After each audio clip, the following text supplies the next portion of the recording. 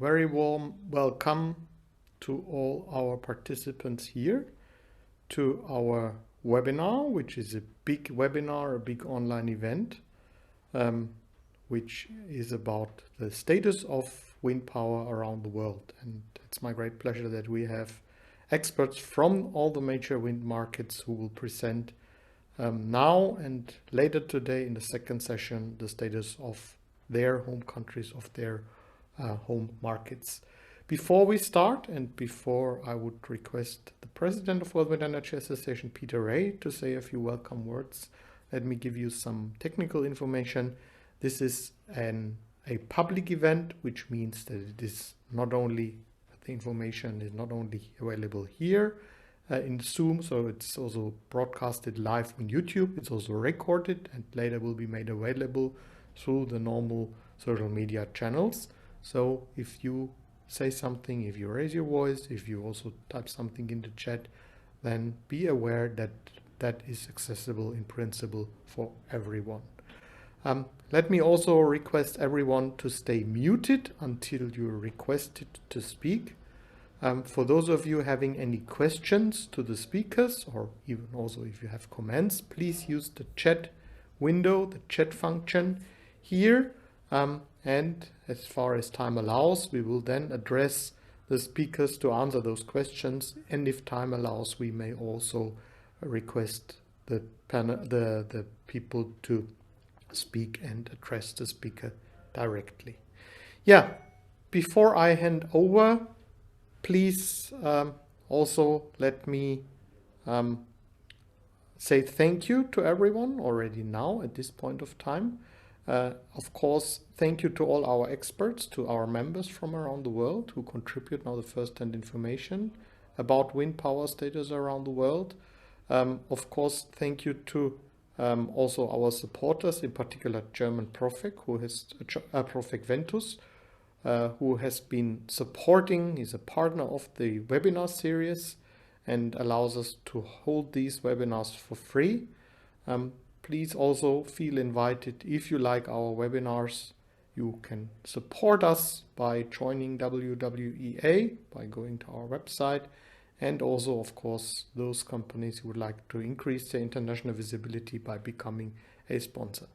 Now, let me hand over to our President, Peter Ray, who will officially welcome you to this webinar. Thank you very much. Okay, well, a warm welcome to all the participants in this webinar. It's a further webinar by the World Wind Energy Association to try to extend the knowledge and the interest in the development of the wind industry and in general the development of renewable energy. One of the things I think that's important for us to bear in mind is that not only do we need to develop renewable energy because of the impending effects of climate change, and I think probably now that doesn't need much emphasis, but in any event, the world needs to develop as a sustainable entity. The day when Mars may be able to provide us with energy that we need is probably still a long way off, even though we've had people landing equipment on Mars, and we'll be getting stories back. But I think we need to concentrate not only on climate change, but on sustainability. And in regard to that, the rate of growth is an important part, because unless we can achieve an adequate rate of growth, we won't achieve the impact that's necessary to offset climate change and to reduce the rate of climate change.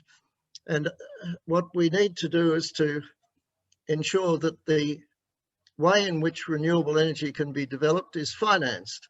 One of the questions which arises as the world recovers from the pandemic is not only the aspects of the pandemic itself and its impact on countries, but the impact that it's had on the economies of the world, and whether the availability of finance will be sufficient, and if not, then what measures can we take and what approaches should be taken to governments of the world to ensure that there is an adequate flow of finance available to the development of the wind industry and of renewable energy generally.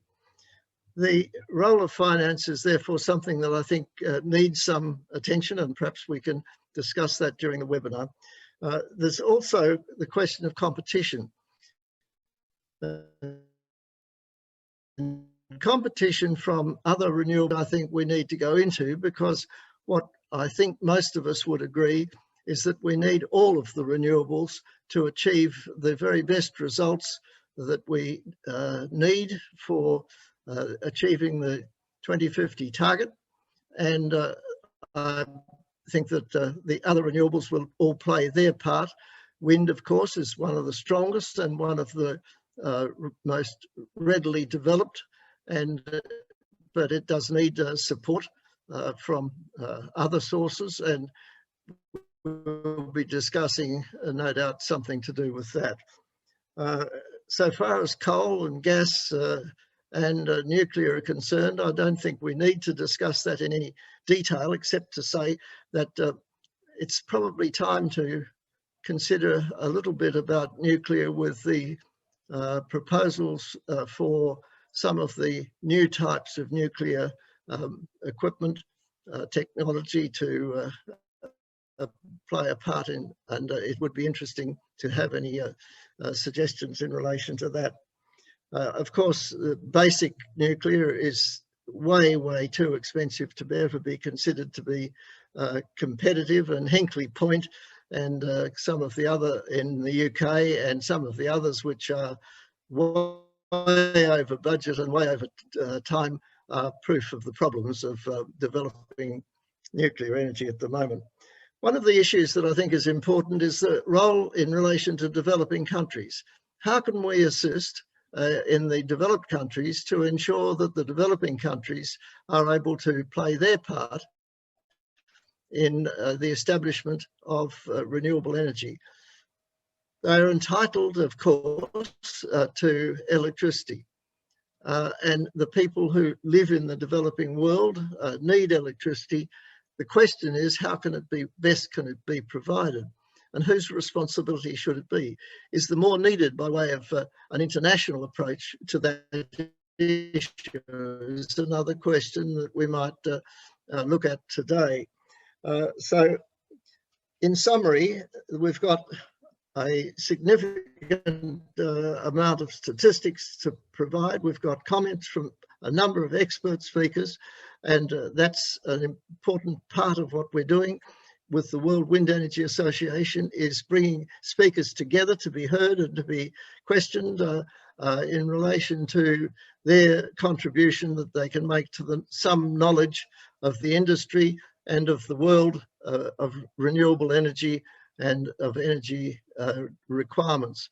So with a warm welcome to all of those who are participating, a particular welcome also to those who will be speaking. I hand now back to Stefan to introduce the remainder of the program. Thank you very much, Stefan, for what you do in organising these, and Jean as well in organising the webinars. I think they've been very successful, and I trust that this one will keep up the tradition which has been established already. Thank you very much. Thank you so much, Peter, for your welcome, and yeah, greetings to Australia. We're quite far away from each other, but it's very nice to see that this kind of collaboration still works well across the globe. And we've learned a lot actually the last 12 months how we can continue our work without actually physically meeting. Jean-Daniel Pitteloud, who is working with us with the World Wind Energy Association here from Bonn, and he's gathering the statistics, the global wind power statistics. And Jean, then I request you to take over and present the wind market overview as of end of 2020. Thank you, Stefan, and hello to everybody. Yes, I will today present a little bit an overview of what is the market for wind energy, a global wind market. I will not touch any country in particular because we will have today many speakers from the major markets, but I will just try to give you an overview of where we are by the end of 2020. So in this chart here, you can see how wind energy has grown from the very beginning, from the 1980s, with only 8 megawatts to today that we just have 744,000 megawatts. So you can see here how wind has grown during the last decades. And according to our estimations, wind power worldwide produce around 1,300 terawatt hours of electricity by 2020, and this is an estimately roughly a share of 6% of the global total electricity consumption or generation. So in terms of installed capacity of wind power, 2020 we reached at least 744,000 megawatts. So that's an increase of almost 93,000 megawatts. We can see here we have a very stable increase of growth rates during the last year, but this year was very special. Or last year was very special. So in terms of new installed capacity, as I mentioned, 93 gigawatts of new installations worldwide. You can see here compared to the previous year where we have 50, 52, 61 previous year, which was already growing. This year was very special, and we reached almost 100 gigas of new installations worldwide. So in terms of the top countries, top markets, as in previous year, China is dominating the market for new installations and global installations with 52 gigas of new installations. You can see here also US, very good growth. Some European countries like Spain that have starting again to have a market for wind after many years of almost no installations. France is also very good. Also from Latin America, Brazil having good installations. And you can see here also in the rest of the world is already 14 new gigas of installations. So if we, in terms of regions, you can see here in Africa, last year was not very good for Africa after having continuous growth year by year. 2020, we saw a decrease in new installations, mainly Morocco have good installations last year. So Africa is almost reaching the 9 gigas of new installation of total installations by 2020. In Asia Pacific, you can see here, of course, the growth of China last year. You can see here the new installation, the total installations is almost 360 gigas of wind power. And you see here the huge increase in terms of new installations, mainly, as I mentioned, dominated, or if you see here, 52 gigas are only from China. So that's a huge number. In Europe, very stable market the last years. You can see here that the new installations are quite stable, let's say. The number that probably is missing here is Germany, but we'll hear more later today. So in terms of total installed capacity, Europe is reaching the 213 gigas of wind power. So in Latin America, we saw a very good number last year with 5.2 gigas of new installations after very stable years in the past. So Latin America is reaching the 37 gigawatts of wind power. So market is mainly dominated by, of course, Brazil, but also some other countries like Chile is having also very good numbers. And finally, North America, after also quite stable previous years, we saw a huge increase in numbers in 2020. And here, North America is reaching the 140 gigas of total wind capacity. So in general, we saw a very good year. We hope continues like this. So in the coming 2 years, 2.5 years, we can reach the 1,000 gigawatts of total wind power. Let's see new markets like Vietnam, for example, and also Southeast Asia. There are a few new markets that have been growing the last years. We hope also countries or regions that were increasing in the past, like South Africa, for example. Also, we have new markets like Russia. We will have today another speaker talking about Russia, but we hope that these new markets also are coming up and then bringing the numbers up. And of course, we hope that China continues the same growth, so we will have some very high numbers again for wind power. So that's all for today. If you have any question about the figures, the general figures that we publish on our website, you can just drop me an email. Yeah, and hopefully in the next webinar, I will be able to talk a little bit more about specific markets, smaller markets, maybe immature markets, let's say, that we will have more information also from them. So that's all from me. I go back to you, Stefan. Yeah, thank you so much, Sean. I think that was indeed impressive. The growth that most of us did not expect. I remember that we had a year ago our online meeting. That was actually the first after this pandemic situation started and we had to stop all our offline activities. So a year ago, nobody really knew what would be the impact of COVID-19 on the wind power sector.